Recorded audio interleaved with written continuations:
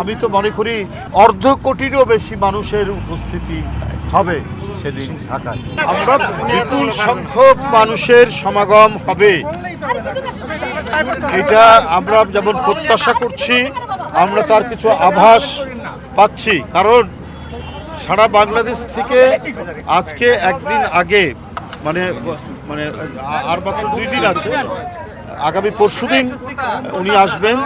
আজকেই আমরা দেখতে পাচ্ছি বিভিন্ন জেলা থেকে লোক আসা শুরু হয়েছে। সুতরাং 25 তারিখে এখানে মানে মানুষের মহামিলন এবং মহামেলায় পরিণত হবে, এই ব্যাপারে আমরা নিশ্চিত।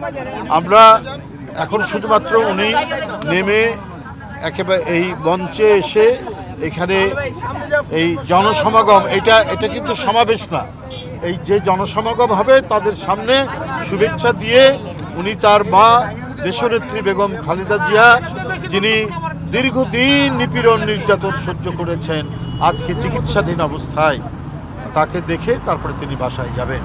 তো সেই পর্যন্ত আমি মনে করি বাসায় যাওয়া পর্যন্ত রাস্তার 2 ধারে অসংখ্য মানুষ, লক্ষ লক্ষ মানুষ।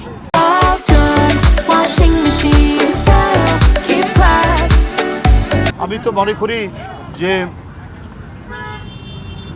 অর্ধ কোটিরও বেশি মানুষের উপস্থিতি হবে সেদিন ঢাকায় ইনশাআল্লাহ।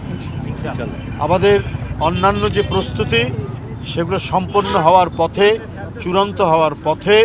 আমরা যে সমস্ত ডিপার্টমেন্টকে বলেছিলাম, আমরা চিঠি দিয়েছিলাম, বিশেষ করে স্টেজ এবং ভারপ্রাপ্ত চেয়ারম্যানের নিরাপত্তা, কারণ উনি 17 বছর পর আসছেন,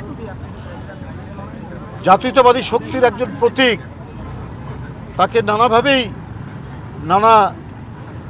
মানে তাকে যে সতর্কতা এবং তার যে নিরাপত্তা সেটা বিধান করার দায়িত্ব প্রথমত সরকারের, তারপর দল সে বিষয়ে পদক্ষেপ গ্রহণ করছেন, একটার পর একটা তারা সেই প্রস্তুতি নিচ্ছেন।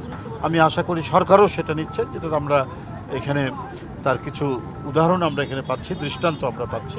তো সব মিলিয়েই আগামী পরশুদিনের বিএনপির ভারপ্রাপ্ত চেয়ারম্যান জনাব তারেক রহমানের স্বদেশ প্রত্যাবর্তন শান্তিপূর্ণ এবং জনতার মানে অসংখ্য জনতার শুভেচ্ছায় সিক্ত হবেন জনাব তারেক রহমান, এবং সেই জনসমাগমকে তিনি শুভেচ্ছা জানাবেন। অনেক দিন পর তিনি ফিরে আসছেন, তাদেরকে অভিবাদন জানাবেন।